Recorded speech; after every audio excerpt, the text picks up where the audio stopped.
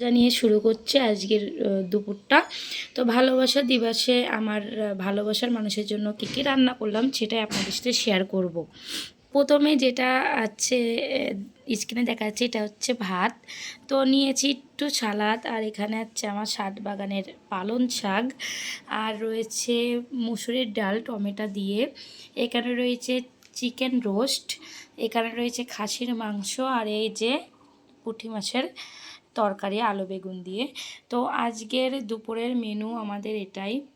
তো ভালোবাসা দিন, ভালোবাসা দিবস সবার অনেক ভালো কাটুক, সবাই ভালো থাকবেন, ভালোবাসার মানুষের সাথেই থাকবেন। তো আপনারা কে কী করছেন আজকে অবশ্যই কমেন্টে জানাবেন। আপনার প্রিয় মানুষের জন্য এমন একটা থালা রেডি করে দিবেন, দেখবেন আপনার প্রিয় মানুষও খুবই আনন্দিত হয়ে যাবে।